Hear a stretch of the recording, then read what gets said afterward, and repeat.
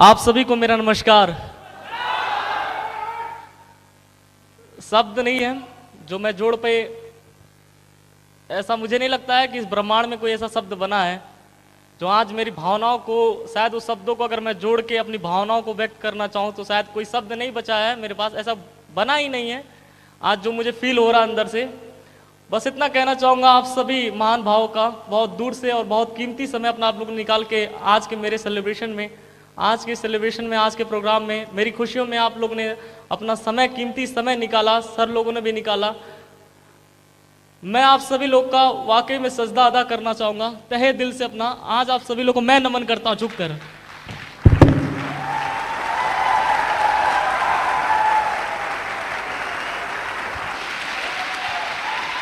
Thank you. आज यहाँ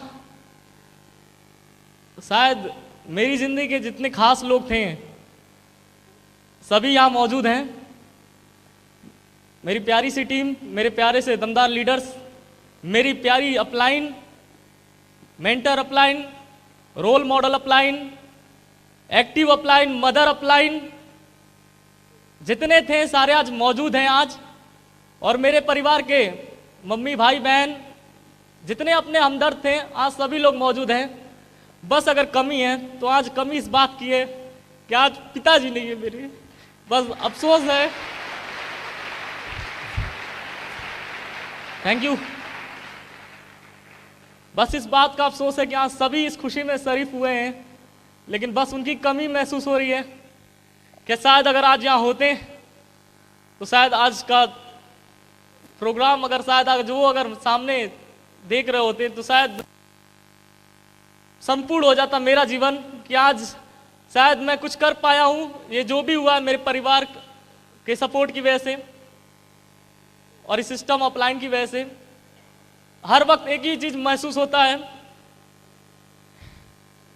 कहते हैं जिस तरह घर पे अगर चार परिवार है, अगर छत ना रहे और आदमी रोड पे घूमे, रात होगा, दिन होगा, बारिश होगा, ठंडी होगा, आप उससे जाके कभी पूछना कि जिसके सर पे छत नहीं है, जब बारिश आता होगा तो कैसा महसूस होता होगा, जब ठंडी लगता होगा। Thank you.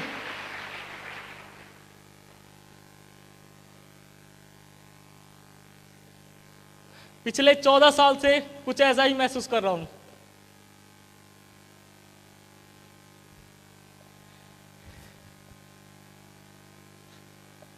सब कुछ खुद ही करना था जीवन में। जब 7-8 साल के लगभग थे तो पिताजी तो दुर्भाग्य था मेरा, कितना दिन सर पिताजी का साथ था। लेकिन आज अगर सच कहूं तो इस धरती का सबसे पावरफुल चीज और सबसे ज्यादा इंस्पायर करने वाला और सबसे ज्यादा, अगर मैं सोचूं, अगर कहूं सच में कि अमीर, गरीब, मिडिल क्लास, बहुत ज्यादा मध्यम गरीब और बहुत ज्यादा अमीर, पूरी संसार में अगर एक सबसे पावरफुल चीज की अगर मैं अपने दिल से बात करूं तो एक ही चीज कह सकता हूं, सबसे पावरफुल चीज मेरी जिंदगी में जो रही है वो मेरी मां रही है। मैं चाहूंगा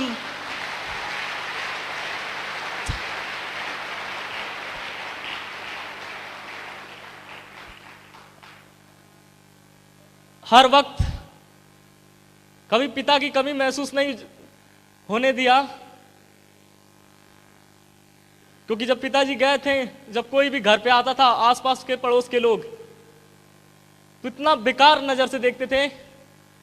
अगर घर में बैठे हम 7 साल की उम्र, छोटा भाई छोटी बहन, कोई भी आता था, सबसे बुरा वक्त लगता था हमको उस समय कि जब कोई भी घर पे आता था, कोई भी आ जाए दुनिया का इंसान, और उसको मालूम पड़ जाए कि इस लड़के के भाई बहन छोटे छोटे हैं और माता जी और कोई नहीं है सर पे, और ऊपर से 8 लाख का कर्जा मकान का और खाने कमाने के लिए कोई नहीं है, तो ऐसा तरस, ऐसा लज्जित, ऐसा बेबसी का एकदम आंख में और एकदम शकल बना के आते थे कि बेबसी की तरह मेरे घर पे, अरे अरे बच्चे का क्या होगा। वो क्षण बहुत बुरा लगता था कि जब हमारे घर में कोई आता था या हमारे बारे में कोई जानता था या पूछता था तो अब ऐसी नजर से देखता था बेबसी की, बड़ा अजीब सा लगता था यार पता नहीं क्या हो गया है मेरी जिंदगी में कि जहां जाता हूं लोग तरस खाते हैं, तरस। तरस कि बच्चे का भगवान भला कर दे। और एक जिंदगी वो थी, चल रही थी जिंदगी, कुछ खास मिल नहीं रहा था जिंदगी के अंदर, क्योंकि परिवार में मैं हूं, माता जी हैं, छोटा भाई छोटी बहन है बस। और आज माता जी भाई बहन के अलावा अगर मैं कहूं सच्चाई से, तो कोई दिखा नहीं इस पूरे 150 करोड़ की आबादी भारत की, कोई अपना नहीं दिखा जब पिताजी छोड़ के गए जो संभालने के लिए। और हमारे घर में कोई इतना योग्य नहीं था जो घर को चला सकता था। लेकिन अगर 150 करोड़ की जनसंख्या में पूरे 29 राज्यों के अंदर ना जाने कितने प्राणी रहते थे, कितने जीव रहते थे, बहुत लोग रहते थे, अच्छे अमीर बुरे सब तरह के लोग रहते थे, लेकिन इस परिवार को कोई मदद करने नहीं आया था। और जो आया था, आज मैं बहुत ज्यादा सौभाग्यशाली हूं और ऋणी हूं उन लोगों का, जब इस पूरे संसार में कोई मदद के लिए नहीं था, जब बिल्कुल खत्म था मेरा परिवार, एकदम जीरो पे थे, कुछ नहीं था खाने पहनने ओढ़ने के लिए, उस समय मेरी नानी नाना ने बहुत साथ दिया था। और मेरी मौसी, मैं चाहूंगा इन लोगों के लिए एक जोरदार तालियां होनी चाहिए।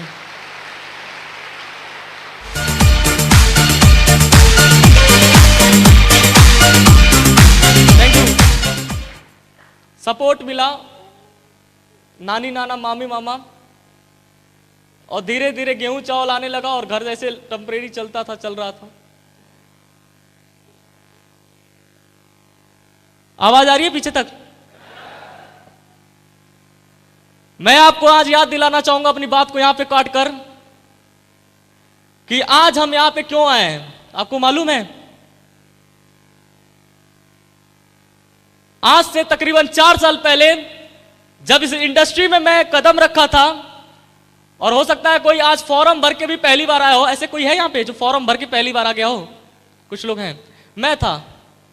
मैं आज से 4 साल पहले फॉर्म भर के मेरे मामा जी ने इनवाइट किया, और ऐसे ही एक डायमंड सेलिब्रेशन में मुझे भी बुलाया गया था। और मुझसे, जैसे मैंने आपसे पूछा कि आपको मालूम है आज यहां पे आप क्यों हैं, तो आप इस बात से भी अनजान हैं, लेकिन मैं उस दिन अनजान नहीं था, क्योंकि जो मुझे बुलाने वाले थे आज से तकरीबन 4 साल पहले, जब बुरी स्थिति थी, कुछ नहीं था जिंदगी में, ये पट्टा सूट टूट कुछ नहीं था, उस समय केवल अंदर एक जान बची थी। उस जान को ऊपर एक शरीर था, इस शरीर को बनाने के लिए दिन रात खोज रहा था कि कुछ रास्ता मिले। और सेफ शॉट जब जिंदगी में आया, समझ में बिल्कुल नहीं आया, कुछ सब ऊपर से निकल रहा था, क्योंकि देश दुनिया के बारे में कुछ मालूम नहीं था।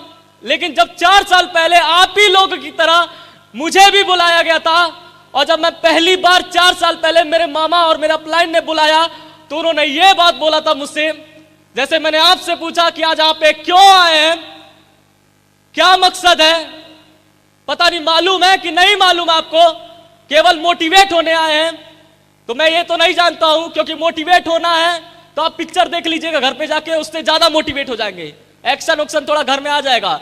लेकिन मेरे मामा ने और मेरे सीनियर अपलाइन ने 4 साल पहले बुलाते वक्त एक बात बोला था कि सौरभ चौधरी, अगर तुम उस प्रोग्राम में जाते हो और वहां पे पार्टिसिपेट करते हो और वहां बैठकर पूरे प्रोग्राम को अंतिम समय तक पूरे प्रेजेंट माइंड से अगर अटेंड करते हो, तो वो वहां का दिन जो होगा, भले तुम्हारे लिए हो या ना हो, लेकिन उस दिन तुम्हारे पीठ पर इस बात का, तुम्हारे नसीब पर इस बात का मोहर लग जाएगा कि अगर वहां पे एक आदमी डायमंड बना है और उसमें तुमने पार्टिसिपेट किया है, तो उस दिन तुम्हारे पीछे, तुम्हारे नसीब पर मोहर लग जाएगा कि तुम भी डायमंड बन जाओगे, पक्का बन जाओगे।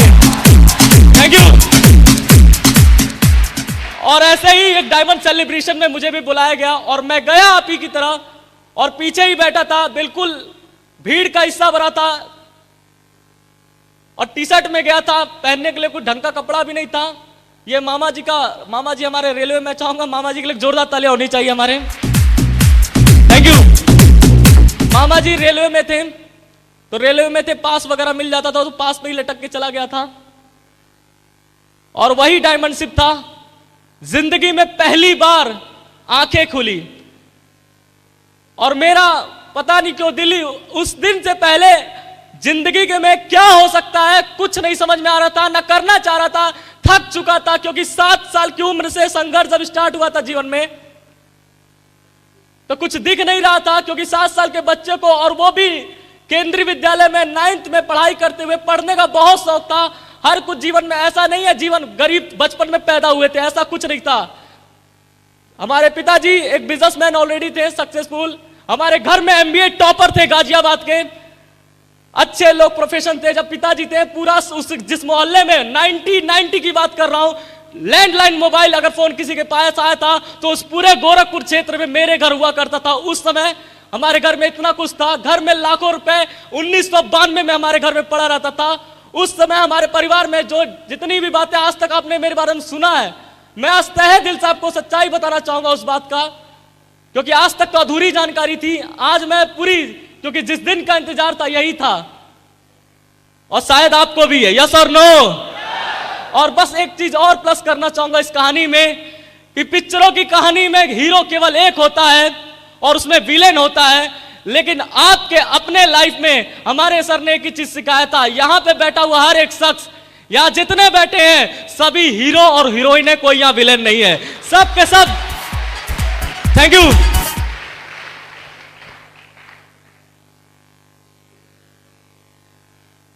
प्लान मिला 4 साल पहले, समझ में नहीं आ रहा था उस उम्र में। पिताजी जब थे तो सक्सेसफुल थे, मकान वगैरह सब कुछ था, फर्स्ट क्लास जिंदगी चल रहा था, अच्छे स्कूल में पढ़ाई कर रहे थे। जिस वीडियो गेम जो खेलते हैं लोग, हमारे घर पे दूर दूर से बच्चे आते थे खेलने के लिए, किसी के पास नहीं हुआ था वो वीडियो गेम 30-30 हजार रुपए का सन 2003 के अंदर हमारे घर में हुआ करता था। सब कुछ जिंदगी में था, कोई चीज की कमी नहीं थी। लेकिन पता नहीं क्या ईश्वर को मंजूर था, कुछ पता नहीं चला कि अचानक एक दिन ऐसा था कि जब मैं स्कूल से पढ़ के आया, सब जिंदगी बढ़िया चल रही थी, अच्छे से गुजर रहा था।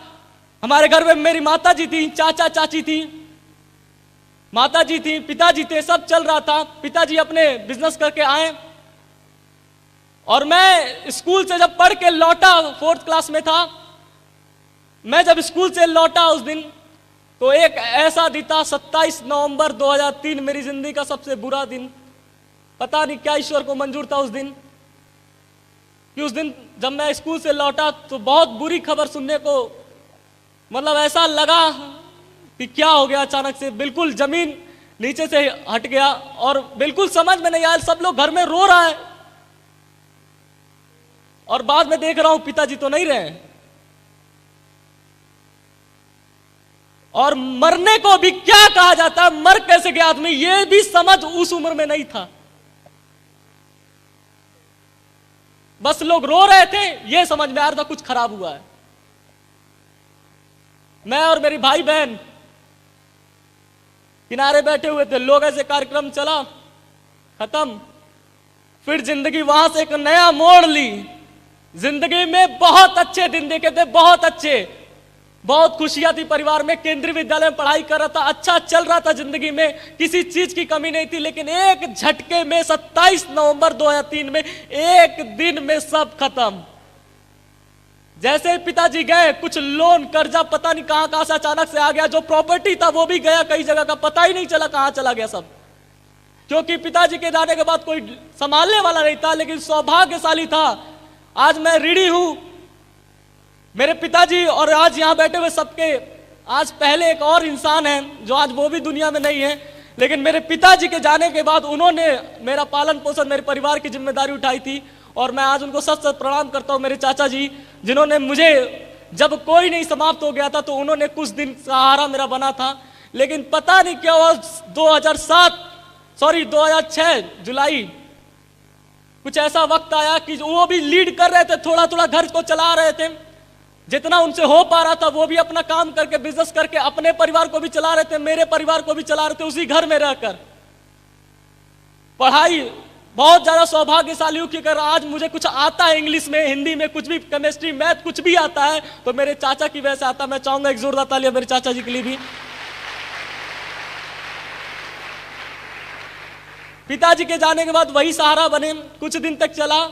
लेकिन दुर्भाग्य से एक वक्त ऐसा भी आया कि उनका भी साथ छूट गया, उनको भी एक बीमारी लगी और वो भी नहीं रहे, स्वर्गवास हो गया उनका भी।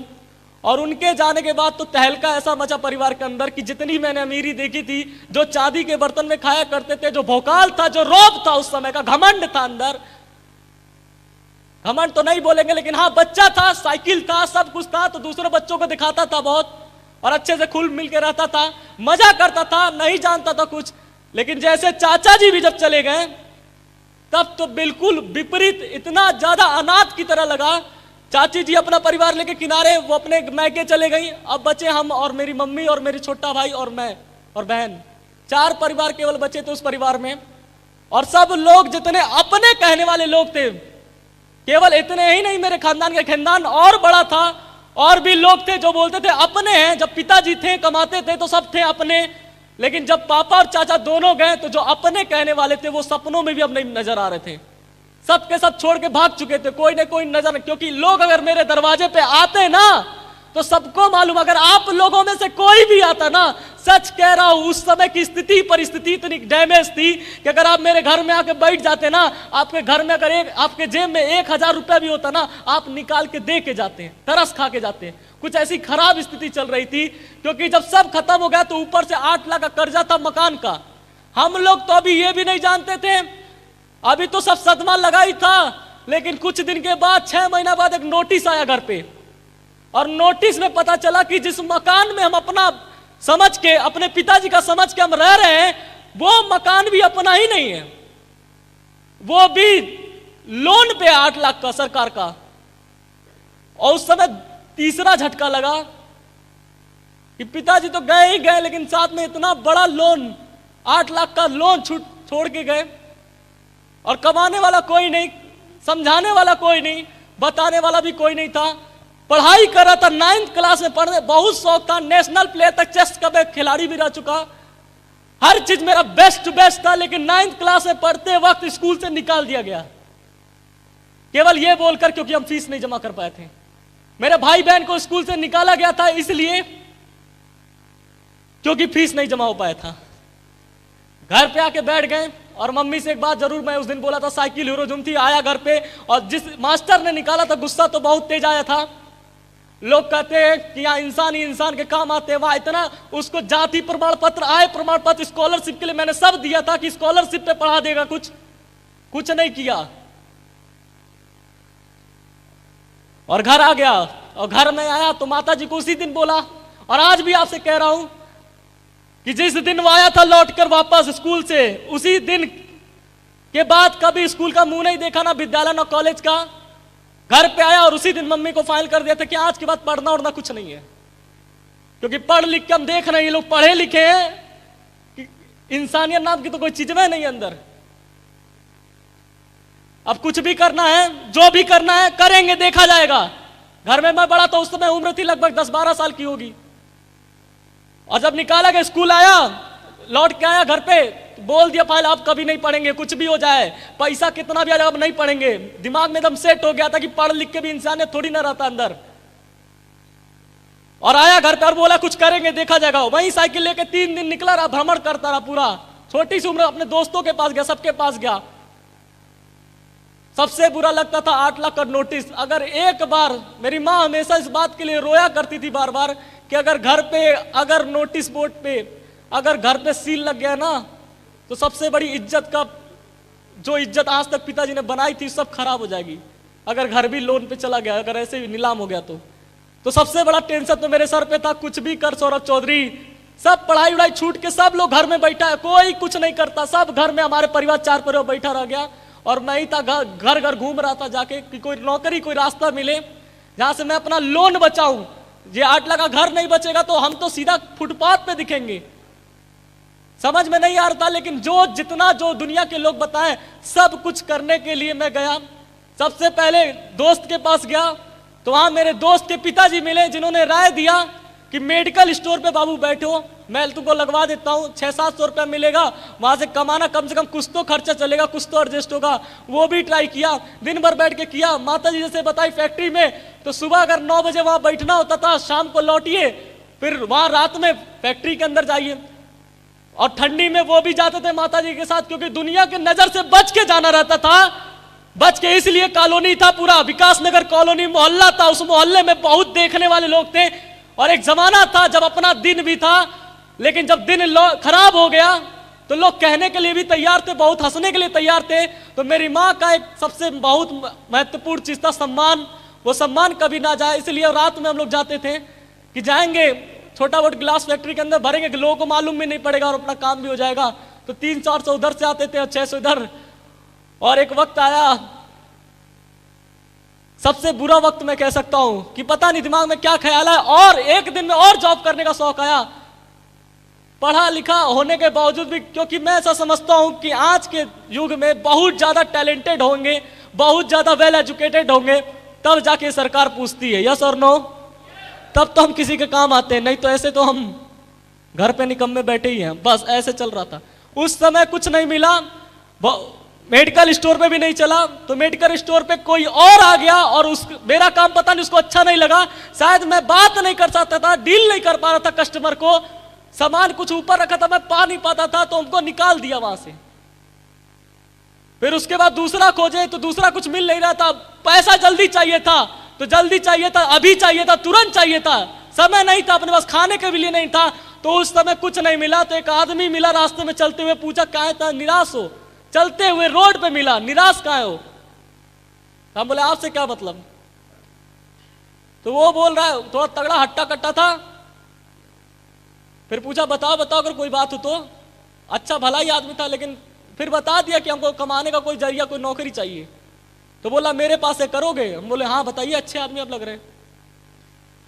फिर उसने क्या बताया, मैंने कभी जीवन में नहीं सोचा था कि ये वक्त, और मेरी माँ भी नहीं सोची थी कि ये वक्त आएगा। मैं उसको घर पे सीधा लेके आया, मैं घर पे उसको लेके आया कि अच्छा आदमी है, मम्मी गेट खोली, उसको बैठाई, मम्मी पूछी अंदर ले कौन है आदमी? तो हम बोले नौकरी नहीं दिलवाएंगे, कुछ काम दिलवाने को बोल रहे हैं। तो मम्मी आई, वो बोला ठीक है तुम्हारी मम्मी से बात कर लेते हैं। और वो आए और मम्मी और हम आए बाहर, और फिर मम्मी पूछी क्या करना होगा। कभी जीवन में सोचा नहीं था कि ये वक्त भी आएगा, लेकिन उसने जब जवाब दिया ये बोला कि हमारे पास टेम्पू है, टेम्पू हम चलाएंगे धर्मशाला से लेके सोनौली तक, गोरखपुर में एक जगह है, और उसमें तुमको कुछ नहीं कहना है, बस तुमको बैठना है और चिल्लाना है कि यहाँ सोनौली सोनौली सोनौली। और अगर तुम बस चिल्लाओगे तो तुमका एक दिन का 45 रुपया देंगे। सच बता रहा हूं, बुरा तो बहुत लग रहा था, लेकिन कुछ मिल ही नहीं रहा था। चलते हैं, इसको मना लिया, कोई दिक्कत नहीं है, और माता जी को बताया भी नहीं, चला गया एक दिन। ये बोली छोड़ दो मत करना, कोई जरूरत नहीं है। लेकिन हम तो गए, हमको तो पहना है भाई, 45 रुपया आएगा कम से कम, वही तो है दिन का।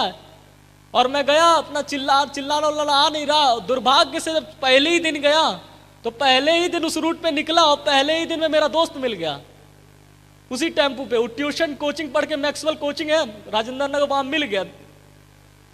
और वो जब मिल गया तो अब मैं कैसे चिल्लाऊं? चिल्लाऊंगा तो लटूरा जान जाएगा और मजाक उड़ाएगा फिर जाके स्कूल में।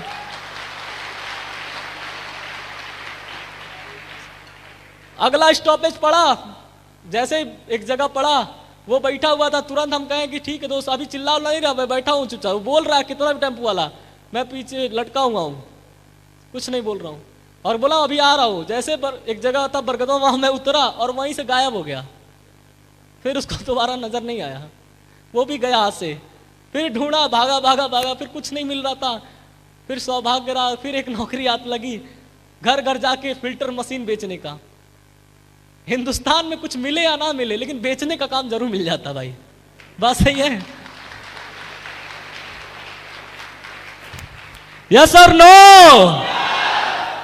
याद रखिएगा, जब भी जिंदगी में कुछ अच्छा और बड़ा होने वाला रहता है, दो ही चीज सर पे भारी होता है, या तो सरस्वती माता भारी पड़ेंगी, या तो शनि महाराज घूम रहे हैं, आपको दिखेंगे नहीं, लेकिन हो सकता है अभी भारी पड़ सकते हैं आप पे सर पे। सरस्वती पड़ गई तो कल्याण है, और अगर शनि पड़ गए तो जो है वो तो गया ही फिर आपका। एक्साइटेड है? पता चलना चाहिए कि आज से, आज का जो डेट है, इस डेट को माइंड के अंदर सेट कर लीजिए। और मेरा यहां पे कोई अलग से किसी और कहीं और की टीम नहीं आकर, ये अपनी टीम है। इस अपनी टीम में दम हो या ना हो, लेकिन मैं आप सब सभी से बैठे हुए सभी से वादा कर रहा हूं, अगर आप मुझे नहीं जानते हैं तो आज जान लीजिए, मेरा नंबर है, किसी से भी ले लीजिए या मैं आप तक आ जाऊंगा, ये मेरी वादा रहा आपसे।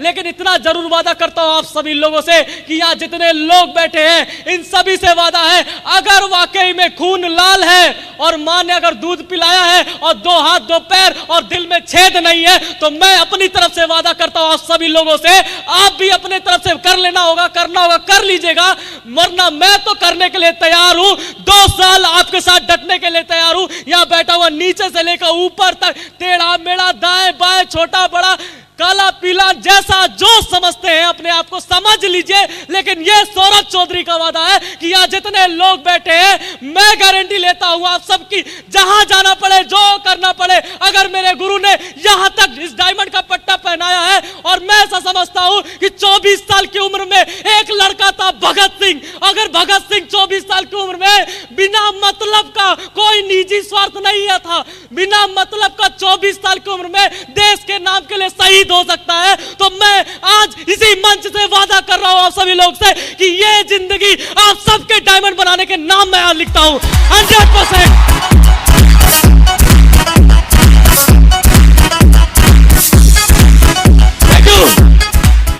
क्या आप साथ देने के लिए तैयार हैं? आज तक सर यहां महागुरु जी लोग बैठे हैं, एक बात इस टीम से पूछना चाहूंगा और एक वादा आप लोग से चाहूंगा, अभी तुरंत चाहूंगा कि आज तक इतने बड़े बड़े दिग्गज, नेटवर्क मार्केटिंग के गॉडफादर, नेटवर्क मार्केटिंग के फाउंडर लीडर, नेटवर्क मार्केटिंग के टॉप लीडिंग सीनियर लीडर में से, मोस्ट सीनियर लीडर में से एक लीडर, इनक्रेडिबल, जिसके नाम के आगे इनक्रेडिबल लिखा जाता है, वैसे वैसे शख्सियत आज हिंदुस्तान से नंबर 1 पोजीशन बना के आज हमारे बीच में मौजूद है। इनकी टीम लाखों और करोड़ों में है और इन लोगों ने बहुत दुनिया देखी है और पूरा देश देखा है, हर एक इंसान को देखा है, गरीबी से अमीरी सब दुनिया इन लोगों ने देखा है। हम चाहेंगे आप लोगों की तरफ से आज अपने इस मेंटर लोगों को कमिटमेंट करना इस बात का कि ज्यादा नहीं सर, इसी टारगेट में इस टीम को नंबर 1 बनाकर दिखाएंगे हम लोग 100%। क्या आप लोग साथ देने के लिए तैयार हैं? यस और नो? बस ध्यान इतना दीजिएगा कि जिंदगी में जब भी कुछ अच्छा होने वाला होता है, जिंदगी बदलने वाला होता है, तब 2 ही चीज सर पे भारी होता है। अब देख लेना आप पे क्या भारी होने वाला है। सही है? तैयार है?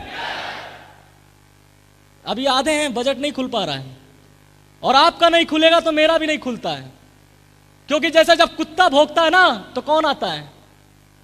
जैसे कुत्ते अगर भौंकेंगे तो कौन आएगा? बिल्ली तो आएगी नहीं कि शेर आ जाएगा? कुत्ता ही आएगा।